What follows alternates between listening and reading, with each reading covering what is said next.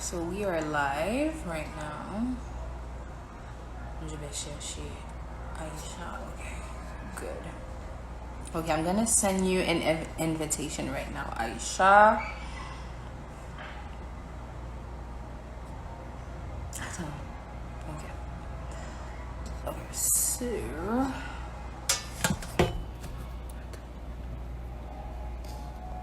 perfect.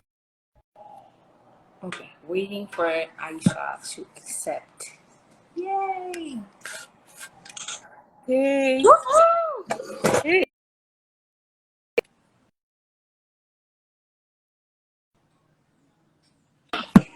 Allô? Yeah, we're all good. Okay. Ça va? Ça va et toi? Ça va. So, oh my, we have a lot of people. 64. Yeah, I see that. Hey, allô tout le monde. Donc, je suis avec Aisha, là maintenant. Et vous devez savoir que ça fait comme 2 ans. 2 ans, right? Yeah, it's been a Depuis, while. yeah. Depuis 2 ans que j'ai contacté Aisha pour lui demander de faire une entrevue parce que j'avais entendu parler de son histoire. Et puis, I don't know, it just really spoke to me. Et je voulais vraiment avoir une conversation avec elle.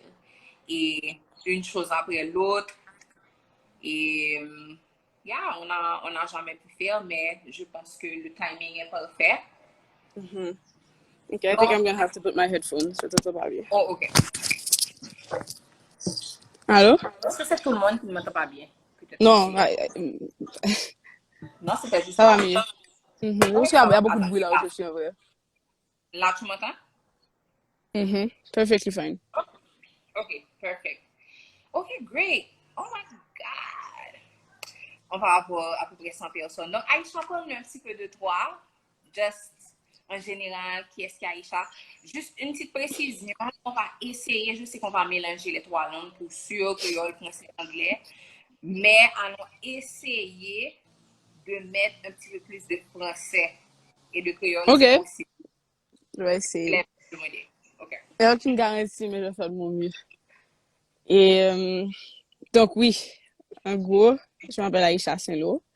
J'ai 23 ans et j'ai grandi en Haïti.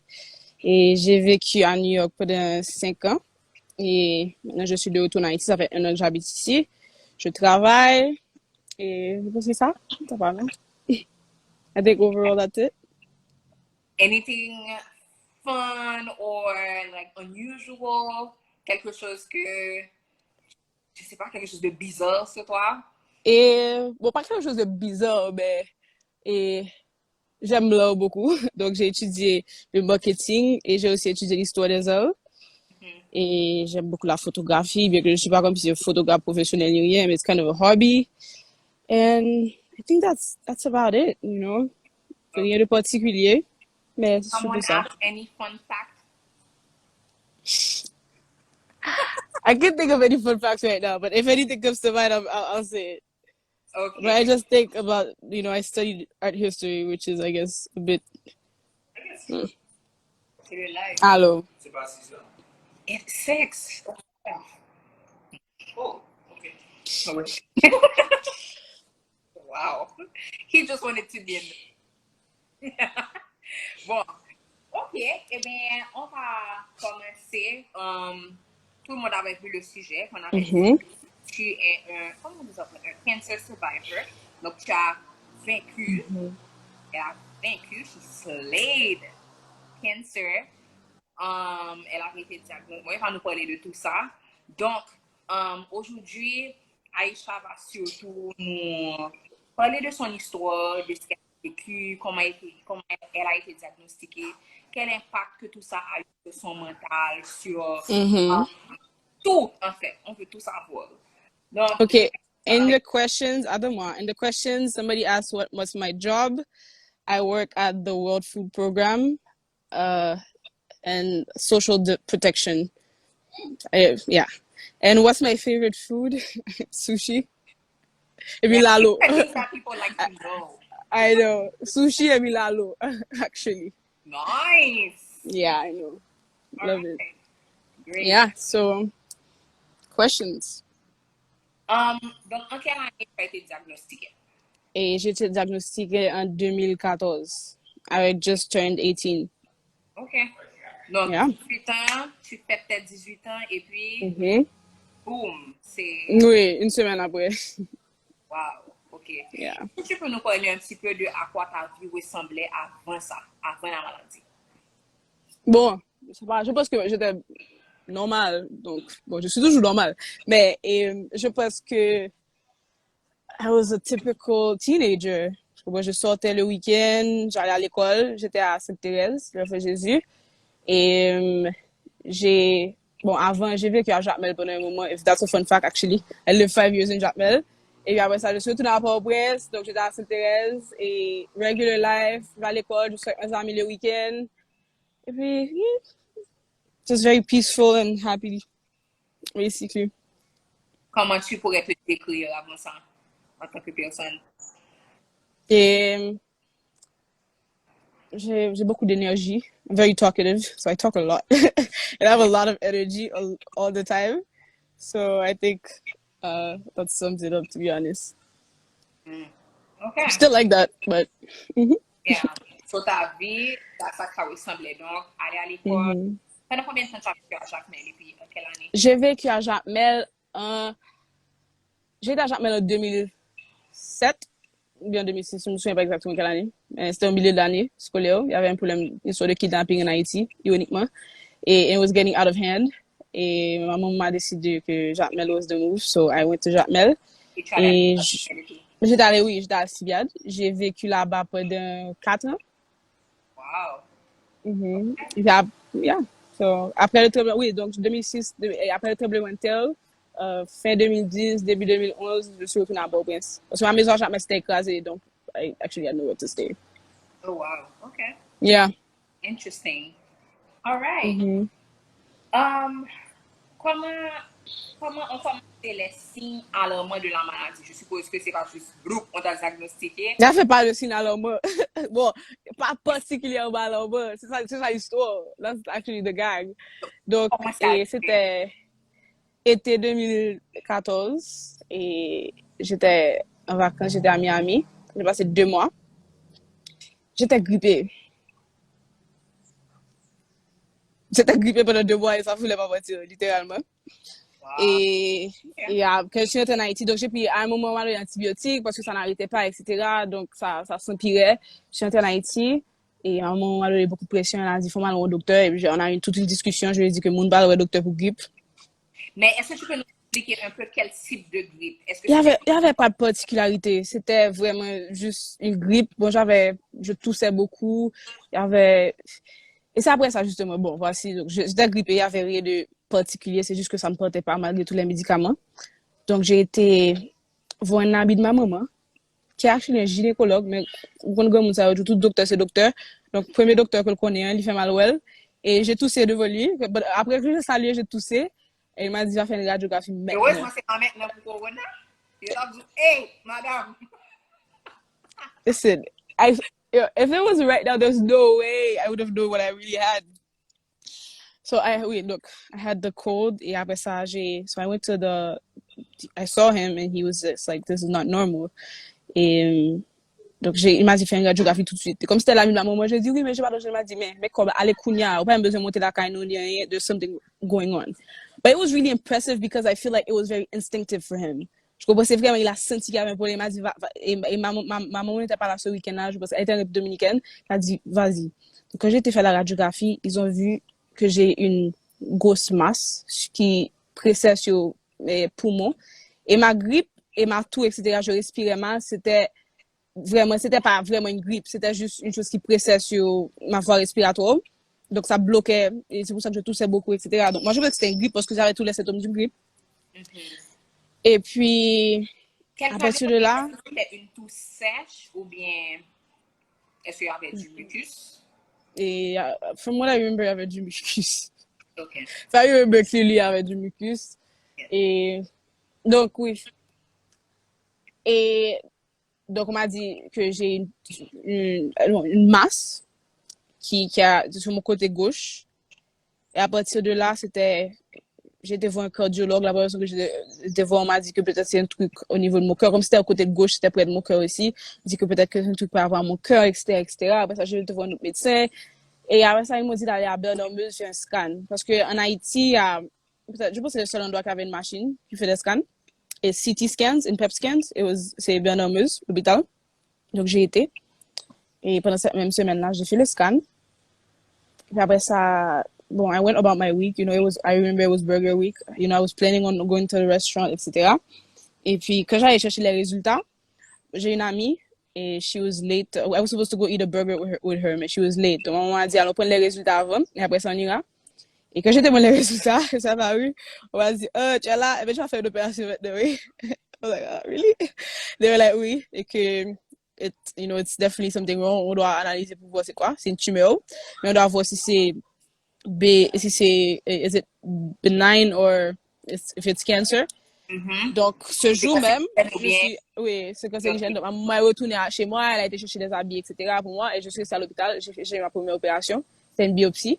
Goodbye burger. Goodbye. You know the worst part? I finally had my first burger from Burger Week literally last year, 5 years later, because I was never there. I was so frustrated. You have no idea. And then I heard the feedback from the burger. It was like the best one that year. I was supposed to go to Smokies, I remember. I was like, seriously? Cannot wait. Can I get the surgery tomorrow? But bref, it was Smokies. Okay. Yeah, it was like, I think it was the first year or something, or second year. I don't remember. Anyways, what's it called? I did the surgery. It was my first experience at the hospital. C'était vraiment ma première expérience. Et c'était bon, première opération. Et j'ai fait ça à Bernormeuse. Il y a un médecin qui voyageait, qui était en Haïti. Il s'appelle Dr. Ford. He was there. He comes every month or every 2 months in Haiti to do pro bono surgeries that are extremely difficult that nobody can really do here. And he was there. And ironically, when I was coming in, he was leaving. And he was in his car. And he stopped the car. Donc, il a arrêté la voiture. Il a dit, you know what? Parce qu'il avait fini. C'était sa dernière semaine. C'était son dernier jour. Il a fait toutes ses opérations. And he was supposed to go to Laguna actually with some other doctors. Like vacation time. I'm in Haiti. Il a dit, je vais faire cette dernière opération avant de partir. Donc, il a arrêté la voiture. Il est retourné. Il est descendu. Et puis, il est venu. Et puis, à côté, il m'a dit, c'est pour ça qu'il m'a dit que je fais mon opération aujourd'hui. Parce que it was the only shot. He was there. And he was going to leave the next day. So, they're like, you're doing it today. Donc, il a fait mon opération. And it was, the staff there was absolutely amazing. I felt welcome. I felt safe. Mais avant qu'on a ça, est-ce que je peux te demander, c'est quoi exactement ce qui s'est passé à l'intérieur de toi? Ben, c'est ça la chose. C'est que... Non, mais on n'est pas encore là du tout, non? Comme si, là, on me dit, c'est une tumeur, c'est une masse, comme si, I had no idea what it was. Comme si on me dit, on va voir si, comme si, if it's benign, I was just confused. I didn't really understand what was going on at all. On m'a juste dit, je vais faire une opération, and I'm like, okay, fine. I've never been sick before in my life, so I was very confused. On a dit qu'ils vont juste tester pour voir c'est quoi. Donc, dans ma tête, c'est comme si, okay, it's gonna be fine. Okay. Voilà. Bon, la biopsie, c'est un test pour analyser. Il faut prendre un morceau de la tumeur ou de la masse pour voir s'il y a des cellules cancérigènes ou pas. Okay. Donc, pour moi, c'est comme si, OK, let's just see how that goes, right? Après ça, je sors de l'hôpital, etc. Et puis, j'ai commencé l'école, j'allais en terminale. Donc, la semaine d'après, j'ai commencé à aller à l'école. Et puis, when it's time for me to get the results, nobody's telling me anything. And then I was like... And then my mom came to me, elle m'a dit, ils ont pris un trop petit morceau. Donc, elle m'a dit, ils ont pris un trop petit morceau, on va à New York. J'ai dit, comme. I was very confused. Attends, no. But it's still, pretty invasive surgery. Et le docteur, parce que ce qui arrive, la raison pour laquelle c'est le docteur Ford qui a fait ça, c'est que là où ma tumeur était placée, it's a very sensitive area. So they went with a little, needle thing, but they opened it up and it was 3 needles and a camera or something, weird stuff. Yeah. And they wanted to have somebody they were sure that could do it. Et il était déjà reparti, donc j'allais pas retourner à Bernormeuse s'il n'y avait pas quelqu'un qui allait pouvoir vraiment comme si. Donc, maman m'a dit, écoute, j'ai pas la Dr. Ford qui has contacts I didn't really have family or anything there. Well, I did, but not that I was really actively talking to. So she was like, we're just gonna go there. You know, he has contacts at Well Cornell. Et puis tu vas faire les tests. By the way, later to find out, c'est pas parce qu'ils ont trouvé un petit morceau, c'est parce qu'ils ont pris plusieurs gros morceaux. L'hôpital a fait sa partie. Quand ils ont été donné ça au laboratoire, le laboratoire a ajouté de l'eau pour accident là-dedans. So they couldn't even test the sample. They never said that. You know that they actually, I was given a diagnostic that was a lie. I still have the paper. When Dr. Ford saw it, he was just like, there's no way you're leaving now, you're going to New York. There's no way this is right. I've seen all the symptoms. I'm pretty sure I have an idea of what it is, and it's like, it doesn't add up.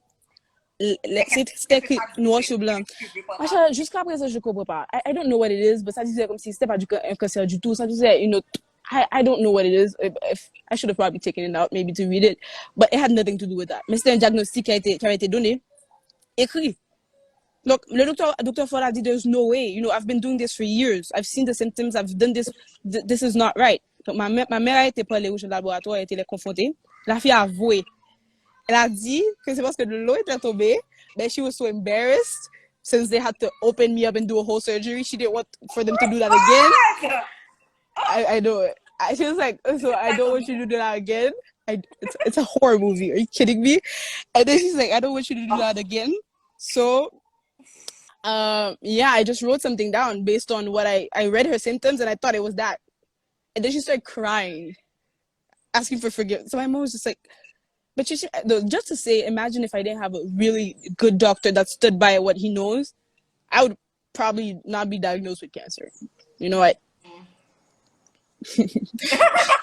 Did she know you Miss Burger? Maybe if she knew, she would have been more careful with my little sample of whatever. So, but yeah, anyway, that's how I ended up in New York. Burger for this. And you know I never knew that I was misdiagnosed. I've only known that a year after because my mom knew I would be so angry. She knew because, écoute, ma première opération, bon, comme toutes les opérations, it was very painful for me. J'avais eu des réactions par rapport à, comme si on paquet de bagaille. Like, you know, I was. You didn't want to add to your stress. Yeah, not even the anger, the like, you know, why is this happening to me? Feeling, you know, it's like, how does something like that happen? Mm-hmm. Like, anyways, I get to New York. And then I did a biopsy called needle biopsy. So they didn't want to do a surgery. They just did the needle, but then they weren't able to take enough. That was the real reason. And then I had the. So what really happens, c'est que ils prennent plusieurs morceaux pour analyser chaque morceau. Parce que, écoute, if you're giving a diagnostic of cancer, it has to be that. So you have to test, like, if you can test 8 pieces or I don't even know, you have to be able to, you know. So they take big pieces to be sure that they're testing different parts of it. To have a concrete, comme si vous dire, voici le stade, voici etc. Parce que you can't just get that on first look. So anyways, but I do the second biopsy. That was my third biopsy. All that is within 2 weeks. This is like, yeah, within 2 weeks, all that's happening. Mm-hmm. I had to leave school, leave everything. It's there, I just go. And then as soon as I got my diagnostic for cancer, yeah. First of all, my doctor was like, hi, well, congratulations. If you were to get any cancer, it's probably the best cancer you could get because we're probably going to solve it. I was like, thank you, but I have cancer. Right? She was like, yeah. She was like, yeah, didn't you know that? I was like, not really. You know, I mean, I thought about it, but not you know, really. I see a lot of myself in you in the sense that we can laugh about a lot of things. Oh, man, it was shit. It was horrible. It was horrible. But, okay. Écoute, bizarrement, par exemple, cette partie-là, I can't even recall how I felt. Everything was happening so fast. C'est pour te dire que, elle me dit, ok, tu as des cancers. Puis elle dit, et donc, voici la liste. Tu vas commencer la chimiothérapie, voici la liste de tout ce que tu vas faire. Elle dit que comme si, we analyze your tumor, it's growing by, je pense, 10 cm or something, comme si 2-3 jours, which is actually pretty big for a tumor. And she was like, this thing is growing so fast, we need to get started. So tomorrow you're scheduled for surgery for, we're going to insert what they call what do they call it again? A port, yeah. Donc, a port, c'est ce qui était ça. I don't know if yeah. This used to be bigger. Donc, le port, c'est un appareil qu'on met et on te pique à chaque fois là et c'est là que la chimiothérapie passe. Okay. Donc, ça c'était. Donc, là, c'est même pas comme si, yeah, you know, it's gonna be a horrible experience, but you're gonna be fine. You're gonna survive. You're good. Don't worry about it. But yeah, tomorrow is scheduled for. And then when we're done inserting your port, tomorrow night, you're starting your first chemo round. So, là, je vais même pas te dire comment je me sentais. J'étais comme si, what? Et après, ça m'a donné une liste. C'est comme tu vois les side effects des médicaments, derrière les médicaments. Pour la chimiothérapie, il y a un petit livre qui était comme si, this thick, le side effect. Mais tu sais que tu lis les side effects et tu es comme si, ok, but en général, est-ce que les side effects des médicaments, comme si Advil has side effects, you know? You never feel them or you never realize that they're happening. That's not the case for chemo. I didn't know that yet. I just saw the little booklet. I was like, okay, fine, you know, maybe I'll, you know, throw up a couple times and I'll Je ne be savais pas. bald and I'll not die. No. J'ai aucune idée. J'ai personne de ma famille qui avait eu cancer. J'ai aucune idée. Tu sais, entre This les was films, very new to me. Oh, but Netflix tout le monde meurt. Donc, I couldn't relate to movies. That couldn't be a reference to me. Et tu sais, le pire, c'était l'année où le film, comment ça s'appelle encore, My la chose, Sister's Another Keeper. Star, non, pas My Sister's Keeper, but la chose, et quand la fille a le cancer, et puis elle a un ménage qui a le cancer, et puis tout, The il Fault in meurt. Our Stars. It was the year that it came out, and I was just like that summer I watched it, and then Tu sais que c'est, honestly, c'est le seul. En général, tu sais que les livres sont toujours plus deep que les films parce qu'il y a tellement de détails dans les livres. oui, C'est le seul définitivement. film où le film était plus triste pour moi. Le film, Écoute, le livre, c'est le I livre, hated the c'est comme, movie. oh, le film, c'était comme, oh. I hated it. I hated the movie. I watched it. I was like, Jesus Christ! Like, why would I watch anything that would make me sad? So the only knowledge I had about cancer is either in movies like that. That also it's not overly dramatized, but usually it's it seems so far from you because it's in movies. Come see. Some you got an extraction, yo. Do I think that Chris Hemsworth is gonna come and shoot? I don't think so. It's a movie, so it's like it's cancer. It's in a movie. So, anyways, I had no idea how it was gonna go. To be honest, I was Expliquez un peu, quand tu as commencé la chimio, explique-nous tous les side effects. okay. J'ai fait. So the next day I did the surgery. The first thing is that, so they put the l'appareil. C'était vraiment lourd. I remember that. Et the patient failed. And they just put it inside of me and literally, comme si I finished my surgery. Et puis après ça, bon, clairement, ils ont recousu ma peau over it. And that same day, they poked it with a big ass needle. The needle for chemo is like this thick. It's like really, really thick. I don't know if I can show it. And then you first get yeah, that's how you start. And the first days were, I just really felt different. I remember my mouth hurt a lot. I couldn't eat or couldn't talk or couldn't do anything. Ma mâchoire me faisait vraiment mal. Et puis après ça, at different stages, you just feel different things. A week after it was, I was throwing up, etc., etc. And then over time, it just got worse. I got to a point where some days I couldn't even walk. I couldn't do anything. My immune system was to zero. I was holding a pen and, bleeding from holding the pen. I lost my hair after, I think, 2 or 3 weeks after chemo, the first session. I just woke up and I saw a lot of hair in the thing, so I went to have it shaved, which I have a video of because I wanted to film it. It was a very different process for me. So the hair loss was very difficult because it was the realist thing for me. It was looking at myself every single day and, thinking about that. What else? It was the mental impact so each drug has a side effect. So chemo is a combination of different drugs. That's why people have different reactions to everything. But each drug has a specific side effect. And it just mixes them up. So for me, they gave me the list of the side effects I would have. So it was, j'avais plein de marques sur mon corps. Mes ongles étaient devenus complètement noirs, like completely, because I guess, I don't know, to be honest. I was extremely weak and I was taking a lot of steroids because it's part of my treatment. So I was getting really fat. I gained like 30 pounds during my treatment. A lot of people actually get really skinny. So what else? I was just, and then I kind of went crazy for a while. Literally, because this part of the side effects, either confusion or mood disorders or comme Tu peux nous si. parler un petit peu du craziness? Like, Oh, no, I was I was insane at some point, I believe. It was, as far I was getting into the treatment, I think one of the medications, it was the one of the side effects was like mood swings, depression, memory loss, paranoia. Paranoia was really a big one for me. Okay. So I would like watch a movie and I see guns it's there and I would literally be convinced that people were trying to kill me after. Comme si littéralement like crying. Comme si, and it was all in my head, but it was actually part of the treatment. It's sorry. I can't really tell you whether the worst part for me was physical or mental pain because it was just overall um all types of combination of everything.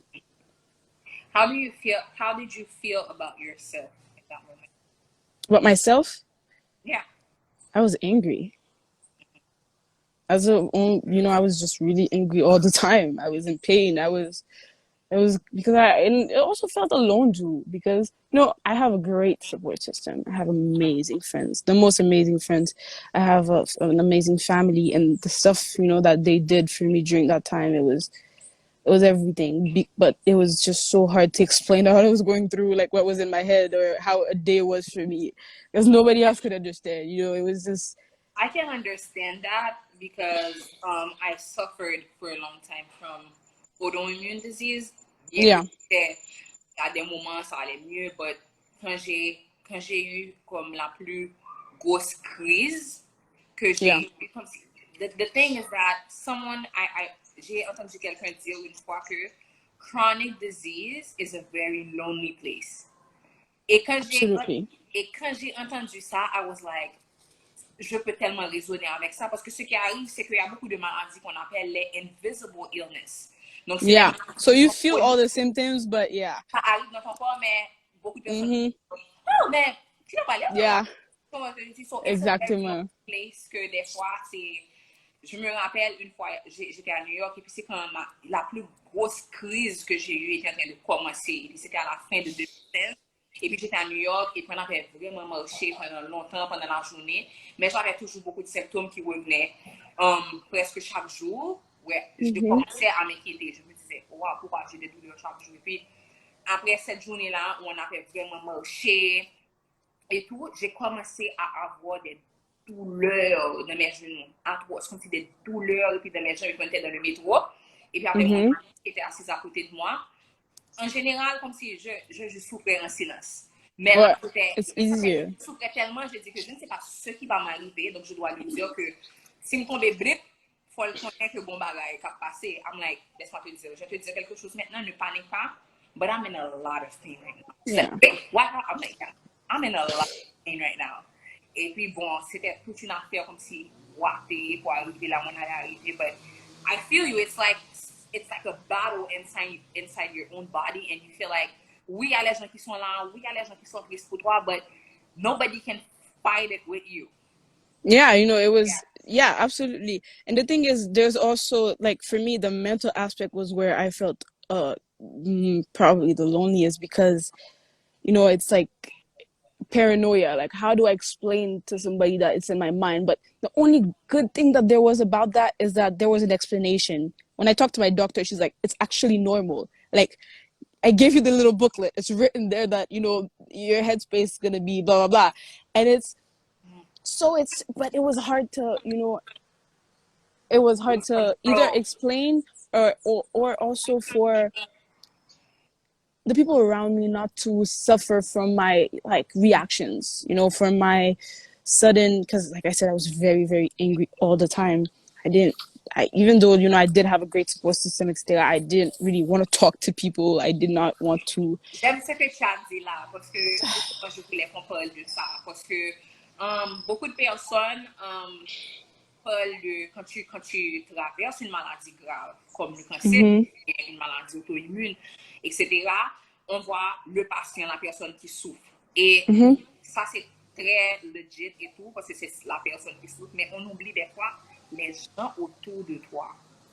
Les gens autour de toi souffrent tellement, et toi, tu as non seulement le qu'est-ce qui est en train de m'arriver, pourquoi ça m'arrive, like, et tout, et puis tu as maman qui pleure, tu vois, et ton papa qui est déboussolé. I don't know, considère. Listen, and Parce que je it, me rappelle une fois, ce qui est arrivé, c'est que mon papa, quand je souffrais vraiment et tout, et puis mon papa, je me rappelle un jour, il m'a dit, tu as essayé de prendre le Tylenol, mais je crois que ça faisait like, la troisième fois qu'il me demandait ça.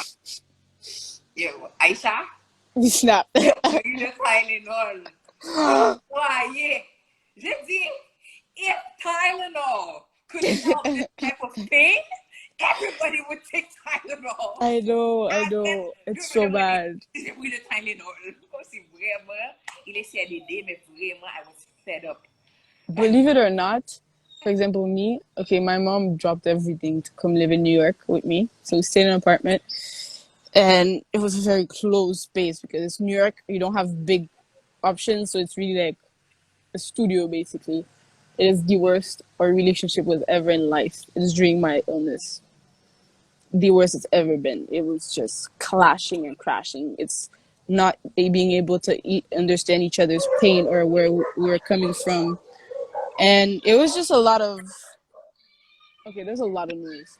So it was a lot of, just some of what you're saying, like if it was just a Tylenol or something, but like some days were just so hard for me, and like obviously I didn't want to be crying in front of my mom because I'm her only child. Like, I used to just go shower and just cry in the bathroom just to come see. It was my space to like let it out, but I always had to put a front, I guess, for my mom because I didn't want her to hurt. But I also created problems because at some point she kind of like thought I was not taking it seriously and not feeling anything. So like almost I'm just there. I carrément. Like c'est comme si c'est leak. I remember she used to talk to other people on the phone. Oui, on a la chimiothérapie aujourd'hui. I was like, on n'a pas. J'ai. C'est comme si c'est leak t'as passé plus misère. And I was just like, I would there have to be like, take a step back. I know that I'm not crying and doing all that in front of you all the time, but I'm the one that's in a lot of pain too. Like I want you to remember that when you're. But it's just overall, there's the aspect of you as a person and how it impacts your entourage. It's the people around me. A lot of my friends, they didn't know how to talk to me. They didn't know what to say. They didn't know how to approach it. And then, a lot of people were also saying things, a lot of people were referring to the fault in our stars. I'm like, did you know that he died at the end? Like, what? Because they're like, oh, you're like in this movie. I guess to cheer me up, maybe you're going to find like a boyfriend. I'm like, why would I want a boyfriend that has cancer too? Like, I'm not saying there's anything wrong with that, but why would I look for that? Like, it's just like, I get the intention, but no. Or, it was just like, some people talk to me in the past almost like, oh my God, it was so great to know you. I was like, I'm not dead. Like, I'm right here. But people would never know how to react or approach certain things. And certain subjects are very like sensitive. It's about their foot. But sometimes it's just annoying. Like, I get the attention, but I was just like, I'm not planning on dying either. Like, sis, relax. You don't have to think about, you don't have to post all the great memories we had. Like, we're going to have more. So it was just, there's a lot. Mm-hmm. Okay, questions. I feel like we got into so much because I lost track of what you actually asked me. C'est important. Oui, on est on track. Tu es en train de parler de tout ce qui se passait à l'intérieur de toi, comment tu t'es senti, etc. Et c'était quoi ton mindset? Est-ce que at any point, à un certain moment, tu t'es dit, ok, peut-être que c'est mieux si je meurs. Est-ce que tu as pensé ça une fois? Okay, there's weird things. The first thing is that I never thought I was actually gonna die. I don't know why that never really crossed my mind, even though cancer, it's like, especially that I did not know anything about the topic. I feel like maybe thinking back up, I could have felt like, oh, I'm it's over for me. I never felt like that. Sometimes I didn't want to be honest. Not being like, I wasn't suicidal or anything, but some days I just didn't want to wake up and deal with shit because I was in so much pain. It was like, especially like towards the end of my treatment, it was done. Like, for me, the last few months, it was, I just couldn't do it. I didn't want to do it. It was horrible.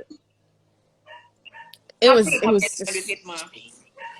ça a duré 6 mois ou bien 7 mois. I don't remember exactly, but yeah, I think 7 6 months. But it was intensive. So the way they did it, a lot of people, they do chemo comme si once or twice a week, etc. Moi-même, c'était 5 jours sur 7, une semaine, et puis l'autre semaine, c'était 3 jours sur 7. C'était aussi Parce intensif. que the thing is, it was my, there's two things. The first thing is that my cancer was rapidly growing. It was rapid. I really caught it. Oh, I was stage 2, by the way. J'ai bâti Hodgkin's lymphoma. C'est un cancer du sang. Donc, il y a 2 types de cancer du sang. Il y a leucémie et puis Hodgkin's. No, et lymphoma. Sorry. So I had Hodgkin's lymphoma. I was stage 2, but I really caught it comme si quick because it was fast growing. And one thing I have to mention, one of the hardest thing for me was not understanding where it came from because the doctor didn't know. Nobody knew. She was just like, first of all, we've been doing research about this for like years and decades, and nobody can tell you what's the source. I can't tell you if something you eat. I can't tell you it's genetics. Nobody knows.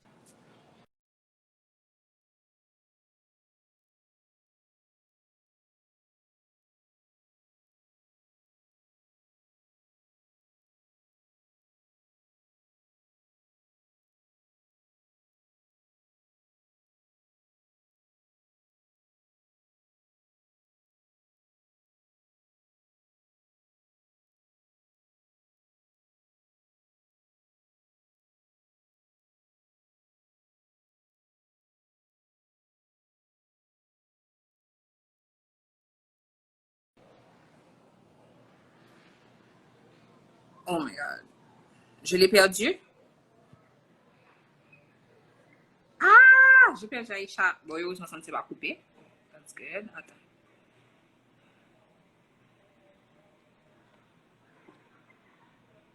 Okay, good. Oh no, attends. Okay, great. Elle va se connecter maintenant. She should be back anytime. Sorry about that. You No, just c'est pas froze moi, and c'est it moi. cut. Okay. Non, c'est moi. Okay. Oui. But you So, know when it's like you're like yeah. but la personne doit Oui. Hey, where were we? I forgot. Oh, wait, not knowing where it came from. Yes. Yeah, so I didn't understand, and that was, I think, one of the biggest troubles for me. It's like if you know where it comes from, it's like it's you have at least one answer, but when you don't, you have 20,000 questions, and no one can answer them for you, and that creates a big void. It's just like yeah. Where do I start? Where do I go? And when you don't know how it happened, you're just like you don't know how to prevent it the next time, and you don't know how to like. Just a lot, and you feel betrayed by your body. You just feel like your body just did something, and it can't tell you why it did that. So that was that, and yeah. Est-ce que attends, je ne vais pas trop suivre les questions quand même. Oui. But I think my phone's gonna die soon, so I have to plug it.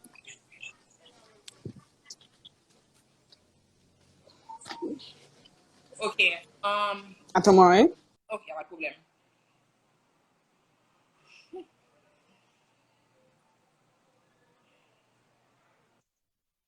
It's because my phone's dying, so I have to. Yeah, plug it. Yeah. Lose you. But I want to go somewhere there's like good lighting still.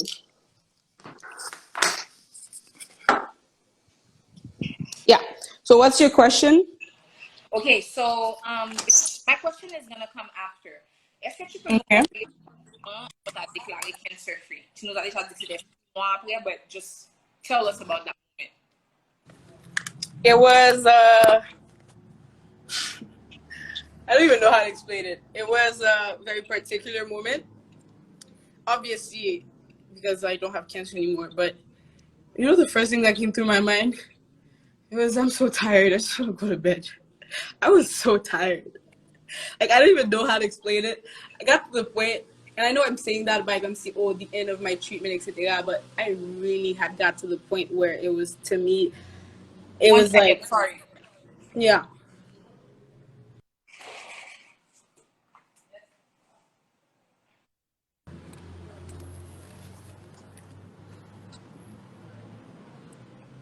No next time, Kimcha. Okay, Love yeah. it. Yeah, so the last 2 months maybe it was like I was saying previously, my treatment was very intense, 5 days a week, and I was saying that one of the reasons is because my cancer was fast growing. The other one was because they thought or knew that my body at my age could handle it, Mm. which is a big problem. A lot of people that have cancer, they actually have to stop the treatment because chemo gets so intense that it actually destroy. Because chemo is a poison, It's So they just there to you, like just yeah, it kills the bad cells, but it also kills the good cells. So when you of get to a point course. where your body cannot handle it anymore, you have to stop. So they were like, listen, at your age, your body can handle it, so we're just gonna go full like, come see, super intense. But littéralement, it was the last 2 months, c'était un légume. It was just like, I was there, I was just on a hospital bed all the time. I couldn't get up, I couldn't do anything, I couldn't move, I couldn't think, I couldn't function, I didn't talk, I just stayed on my bed and I didn't want to do anything. I didn't want to function. I was completely depressed, completely angry, not being able to feel anything, just done. So the moment that I was cancer free, I was just like, oh my god, I'm done. I just want to go to bed. I want to go to sleep. And then my phone was blowing up because my mom just went crazy at the hospital. She was like hugging everybody and everything. And then, everybody was just like so happy and blowing up my phone. And I didn't want to talk to anybody. I was just hanging up. I'm like, I don't want to, I just want to sleep.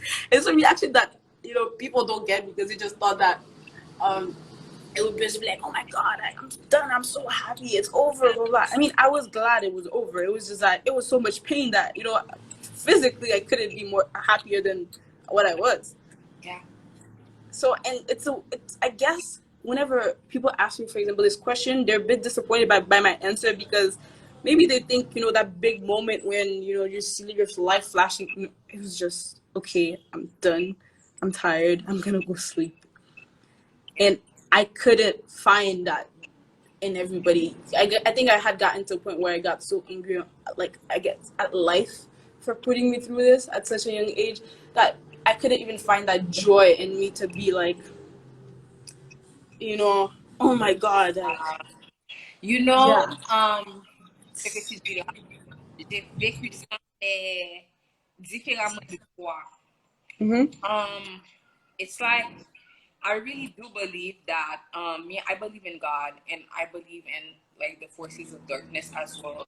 So je pense que dans toutes les batailles que tu as, there's always gonna be tu dois savoir quelle voix que tu dois écouter.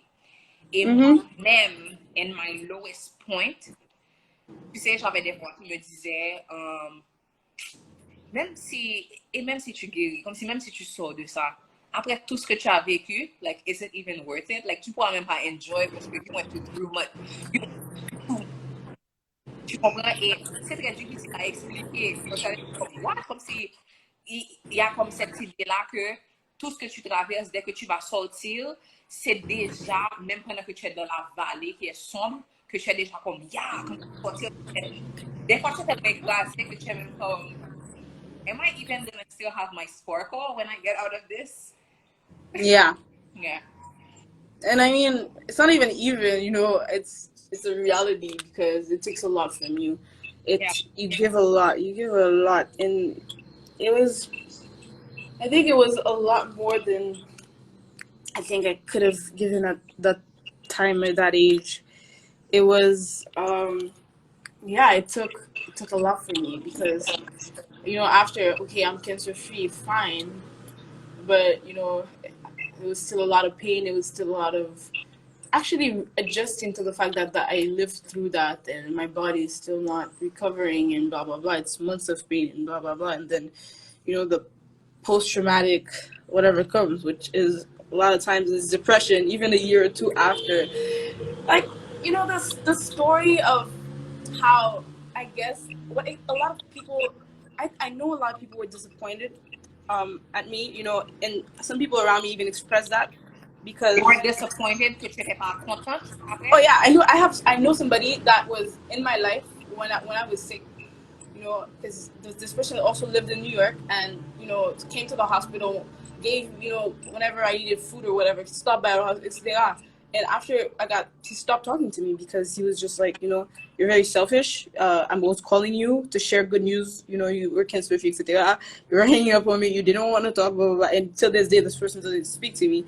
And he was just like, first of all, I'm just like, how do you make this about you? But okay, fine. If that's what we're doing, okay. But it's a very, en même temps, comme, je ne sais pas quelle relation que tu as avec cet ami-là. Je ne suis pas en train de dire, oh, you guys should be friends again. But it's a very complicated situation. Yeah. Et j'ai vécu ça avec deux bonnes amies à moi, where à l'époque où j'avais eu ma grosse crise, c'est comme si à some point, je leur ai reproché que they didn't, comment expliquer, que they were not there for me enough. Mais je n'avais jamais exprimé de quel état que j'étais. Yeah. Je ne leur avais jamais montré how bad it was. Yeah. C'est comme si, are we hanging out today? Décembre, parce que ça commence en novembre. So, just imagine décembre arrive, everybody's expecting you to keep up, but you're just in so much pain.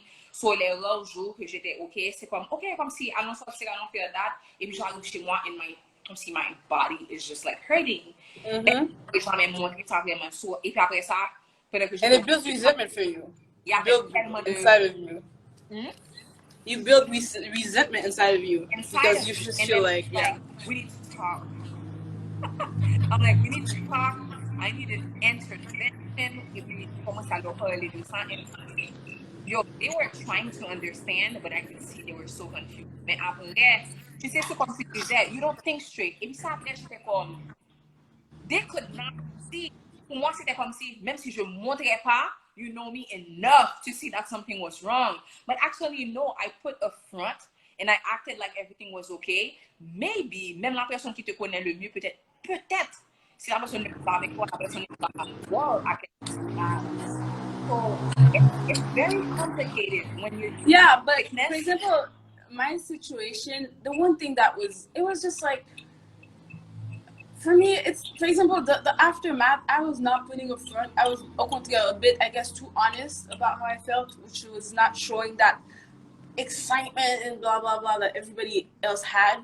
But it's just, how can I explain? Because literally, the people are expecting you didn't die. You're supposed to be like, oh my God, life is like, how do I explain that? I didn't die fine, but I lost so much of myself and I suffered so much that right now I cannot celebrate. Stop there. You lost so much of yourself. It's true. Absolutely. Well, it's true. It's like, I gained other things, but there's a lot of things that I lost in terms of, I learned that, life is very hard and there's a lot of pain at a very young age because I feel like I was living in a bubble and it got, burst by something that I used to see in movies. And, and that cette naïveté que tu as, cette, joie de vivre or whatever, innocence que tu as, 18 ans or whatever. Est-ce que tu sens que c'est comme si la maladie a volé ça de toi? Done. Done. Took it out. That does not exist. I'm not saying I'm not an optimistic person. I'm still, very happy and joyful and all. I have great times, but it's, I also know that life is, there are very painful moments and there's a reality out there. And as soon as this reality hits very close, the bubble just bursts. It stops. You stop living in that safe space that you grew up in. Qu'est-ce qui était important pour toi de ta vie avant et que après, est-ce que tu peux faire comme before and after and the way of seeing? I think I before, I just think I was more, childish. I was very, which is it was right for my age. I was a child, so I was, and then during and after, I just became harder on myself. For example, like during my treatment, I still, I did homeschooling and hospital schooling, I guess, throughout the whole treatment. I finished my last year of high school. I took a 4-hour SAT test after a chemo session. I was just like, yeah. So I guess I developed a strength I did not know I have, and I literally did not think I was ever capable of doing all these things and maintaining my, something. I just wanted to get there. I was applying to college. Like, literally, my professor was like, "You're not even done with your treatment. You don't even know when you're gonna be done, and you're applying for like the fall." And I'm like, "Yeah, but because I'm planning on going. So far, that's my plan. I'm not planning on that. I'm just planning on going to college, etc." So I guess that I didn't know. Maybe I had it in me. I don't know, but I never felt that before. I never felt that resilience. Exactement. Where I had to. You don't actually know everything about yourself, mais maintenant. Absolutely. Tu vois, you have a bunch of different layers, et c'est les expériences qui font ça sortir. Tu comprends? Yeah. Yeah. Mais justement, mais en même temps aussi, whatever gives also takes, which means justement cette naïveté, blah, blah, blah, comme si that childish, that part of me that enjoyed that did foolish mistakes and blah blah blah, that stopped, pretty quickly. Of course, je comprends. Parce que tu vois, il y a des choses que. And I miss it. je comprends. Laisse-moi t'expliquer. Par exemple, moi-même, je vais t'expliquer pourquoi I can relate to what you're saying. Tu vois, y a la partie de moi que la maladie que j'ai traversée a prise, c'est vraiment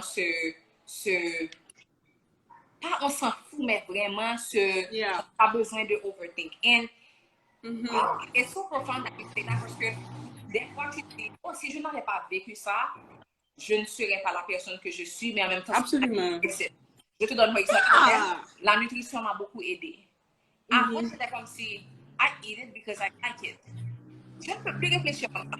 Quand je vois des gens comme si à côté de moi qui disent que oh yeah, I've never been sick, comme si que je peux justifier que je peux manger ce que je veux because I've never been sick. Yeah. That's a slap in the face to me. Yeah. Je peux ne rien te dire, but I'm like, wow. Yeah. I'm like, no, it's, wow. Tu comprends? Mais en même temps, de la même façon que you can be grateful for the new person you are, sometimes you want to say fuck. Sometimes you're like, I don't want to say I'm going to eat that because... Yeah, that's what I'm saying. It's also that freedom maybe that you had before of just eating whatever you like without having to think of 25,000 ingredients and how it's going to impact every single part of your body. Yeah. Like, as much as it's great because now you're more aware, but it's also like, I can't just eat shit. Like, so it's kind of the same for me, but for me, it became every single aspect. It's literally everything. I'm not saying I do overthink a lot, but it's just, I don't know. Je te comprends tellement. It's very conflicting et c'est pas tout le monde qui pourra comprendre. Oui, il y a des jours où tu vas être très, yes, it changed me and I'm so grateful. Il y a des jours où tu vas être vraiment comme, je veux ne pas avoir à penser à ça. De les décisions. Yeah. Like, and even my personality, like, I feel like before, it wasn't recklessness, but it was just going for it. Like, I used to just, just do stuff when I was in high school or whatever. It was just whatever. Now, I had the most boring college life ever. It's actually pretty pathetic. First of all, I lived alone in the city, in Manhattan. Yeah. I literally, going out, it was maybe if my Haitian friends were there like twice a year. Littéralement, moi, monte cabane, moi, 9h du soir. Like, on Friday nights, it's like, okay, I go home after school, and I also work. I get home, I cook, I watch a show. That was like my badass thing of, oh my God, tonight I'm eating sushi and I'm watching a show. Wow, on a Friday night, and then 9h du soir, moi, samedi matin, lever, etc. But I was also very focused. I knew what I wanted. I just wanted to get that diploma and be out. But every time I hear people talk about their college experience, I'm just like, it's a period that I miss because clearly I'm not going to be doing it now because, well, life is happening and you have responsibilities and stuff like that.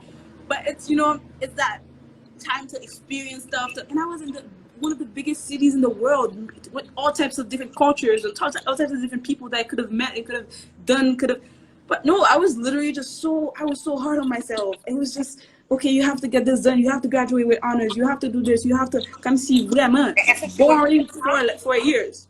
Absolutely. Okay, je regrette pas que I graduated with a good, whatever, because, well, that's what I was there for, and that's why. But my last semester, I was taking 6 classes and working 2 part-time jobs. I, I, I wish I didn't. I was in the position to do that. I wish I was more like, you know. I'm not saying I was gonna go to college and just go to 25,000 frat parties, but I would have at least went to like one frat party. I've never been to a frat party, okay? And I just wish I had experienced the city more. It was my time living in New York. I wish I had. New York. Je trouve que New York, pour moi, je n'aurais pas pu vivre à New York, non? Mais quand je viens à New York, it's like, Exactly. Imagine living in the city, you know, and you live alone. You don't have parents. I wish I had done way more than I do. But it's, but I was also dealing with a lot. But I was very depressed and blah, blah, blah. So it was just, but a lot of that relates to my, illness. I feel like if my story was different, I would have probably lived these years differently also. c'est ça, c'est comme si il y a beaucoup de personnes qui auraient pu penser que, en écoutant ça, ils sont peut-être étonnés, parce qu'ils pourraient penser que la dépression était pendant, surtout pendant, et puis après, life. Actually, vraiment pas. C'est plutôt le contraire. Disease marks you. Disease marks C'est plutôt le contraire. Il y a beaucoup de choses, de patterns que tu vas réaliser. Des fois, après ça, quand tu montes une maladie, des fois, tu dois avoir un psychologue. Tu vois, moi-même, je vais expliquer, il y a un trait de ma personnalité que s'est développé et je vais expliquer comment c'est lié à ce que j'ai vécu. I'm very Madame, I can organize the trip. Good, j'ai vu ça. That's what I was like, okay. Tu vois, je suis quelqu'un qui est très... I'm a social loner. Peut-être que aussi, c'est comme si I can be around people, comme si j'ai pas de problème pour aller devant les gens, comme si gatherings, comme si I like all that. Mais, il y a des moments que je veux être seule. Yeah, of course, you like your space. Like, I want to be alone. Et c'est comme ça que il y a ce trait de ma personnalité qui, même si je peux t'aimer de tout mon cœur, as soon as the relationship becomes too complicated, comme si I close every door. I can't, je vais être comme si je t'ai tellement aimé, comme si extraordinairement, je ne peux pas relation amoureuse seulement n'importe quelle personne, but I'm done. It's too overwhelming right now. Et j'ai compris pourquoi. Tu sais pourquoi je suis comme ça? C'est parce que, like, because of the disease that I went through, je dois faire très attention au stress. Comme si stress is a very big trigger. Yeah. When I was, comme si quand j'étais en plein de ma crise and the disease was very active in my body, comme si chaque situation de stress, si je passais une nuit, je ne dormais pas assez bien, comme si every possible stress on my body pouvait réveiller des choses. Donc, j'ai développé un mécanisme pour bloquer. But it's protecting yourself, yeah. It's also protecting yourself. C'est pas tout le monde qui va comprendre ça. I can block you so fast. Mais c'est pas. I'm like, je ne peux pas. Oh my God. Et c'est ça. Mais moi, ma petite, oui, guys. Petite, ça a tellement mêlé. I don't want une seconde. Give me 1 second, oui. By the way, guys, tonight at 8 p.m., the YouTube video of the gender reveal is coming out. Don't forget to subscribe. Is it a boy? Is it a girl?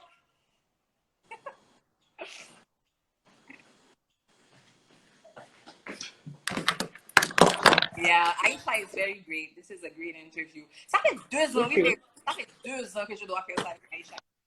That's funny. Okay, I'm back. Yeah. But so basically, disease can okay, questions. Do you have more questions regarding? Because I don't remember, to be honest. Bon, on parlait de qu'est-ce que tu voyais? Est-ce qu'il y avait quelque chose, des choses que tu voyais d'une façon avant et que après c'était juste complètement différent? Donc on a parlé de ça. Est-ce qu'il y a quelque chose d'autre que tu voyais? Is there, besides like your college life, is there something else that before you saw a certain way and now you have a completely different view on it?